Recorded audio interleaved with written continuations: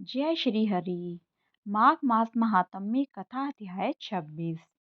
पति कहने लगा कि हे प्रेत, तुमने सारस के वचन किस प्रकार और क्या सुने थे, सो कृपया करके कहिए। प्रेत कहने लगा कि इस वन में कुहरा नाम की नदी पर्वत से निकली है।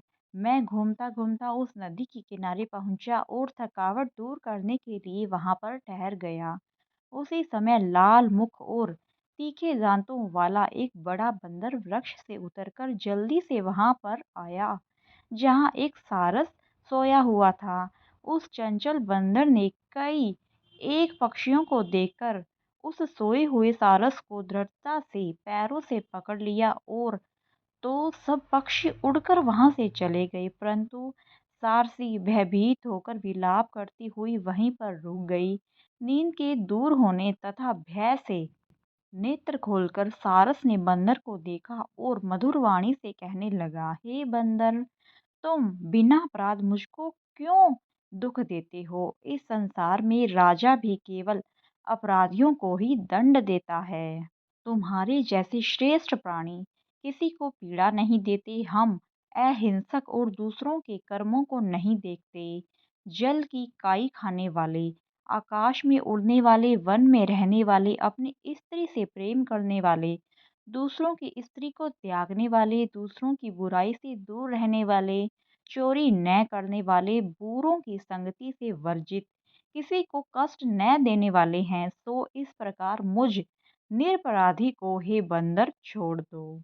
मैं तुम्हारे पहले जन्म के वृतांत जानता हूँ। यह वचन सुनकर वह बंदर उसको छोड़कर दूर बैठ गया और कहने लगा कि तुम मेरे पूर्व जन्म के वृतांत को कैसे जानते हो। तुम अज्ञानी पक्षी हो और मैं वन में घूमने वाला हूँ। सारस कहने लगा कि मैं अपनी जाति के स्मृति के बल से तुम्हारे पूर्व जन्म का सब वृतांत जानता हूँ। तुम पूर्व जन्म में विंध्य पर्वत के राजा थे और मैं तुम्हारी कुल का पूज्य पुरोहित था। तुम राजा होकर अपनी प्रजा को पीड़ा दिया करते थे। विवेकहीन, तुमने बहुत सा धन इकट्ठा किया। सो वानर, प्रजा की पीड़न रूपी अग्नि की ज्वाला से तुम पहले ही तप चुके हो। पहले तुम कुंभी पाक नरक में गिराए गए। तुम्हारे शरीर को नरक में 3000 वर्ष बीत गए। फिर नरक से निकलकर बचे हुए पापों के कारण इस बंदर की योनि में आए और मुझको मारना चाहते हो। पूर्व जन्म में तुमने ब्राह्मण के बाग से लूटकर बलपूर्वक फल खाए थे। उसका यह भयंकर फल हुआ कि तुम वानर और वनवासी हुए। प्राणी अश्वमेघ अपने किए हुए कर्मों को भोगता है, इसको देवता भी नहीं हटा सकते। इस प्रकार मैं सारस का जन्म लेकर भी अज्ञान से मोहित नहीं हुआ। इतनी कथा कहकर वानर कहने लगा कि यदि ठीक ही जानते हो तो बताओ, तुम पक्षी कैसे हुए। सारस कहने लगा कि मेरी दुर्गति का कारण भी सुनो। तुमने नर्मदा नदी के किनारे पर सूर्य ग्रहण के समय बहुत से ब्राह्मणों के निमित्त 100 ढेर अन्न के दान किए थे।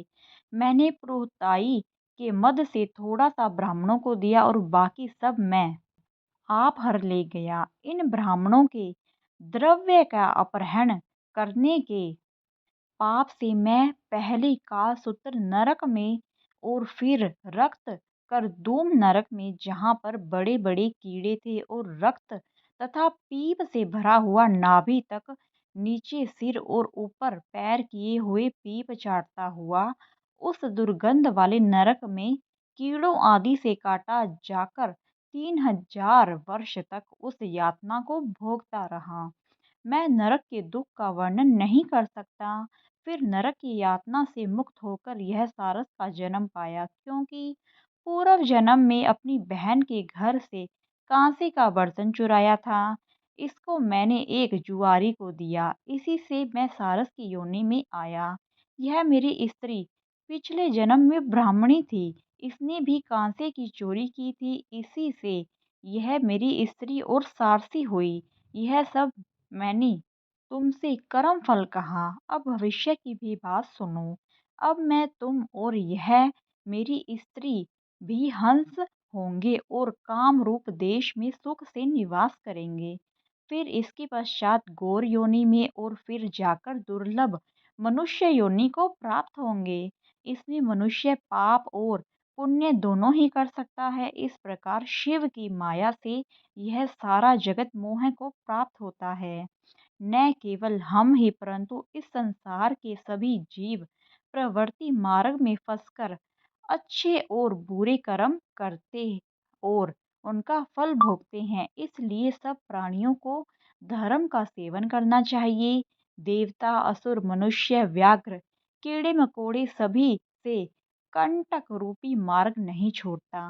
केवल वेदांत जानने वाले योगी ही इस मार्ग से बच सकते हैं। इसी कारण बड़े बड़े महात्मा भी कर्म फल को टाल नहीं सकते। उपाय से तथा बुद्धि से कोई भी इसको नहीं बदल सकता। तुम पहले राजा थे, फिर नरक में गए, अब बंदर की योनि में वन में फिरते हो और फिर भी ऐसा ही जन्म पाओगे। ऐसा विचार कर आनंद पूर्वक और धैर्य धर कर विचरते हुए काल की प्रतीक्षा करो।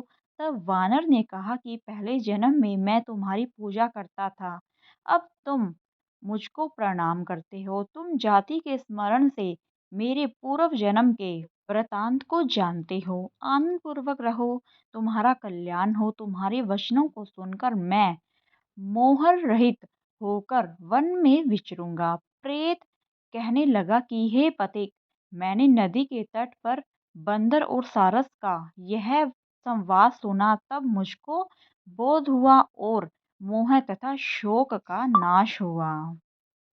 धन्यवाद मित्रों, आज की यह कथा यहीं पर समाप्त होती है।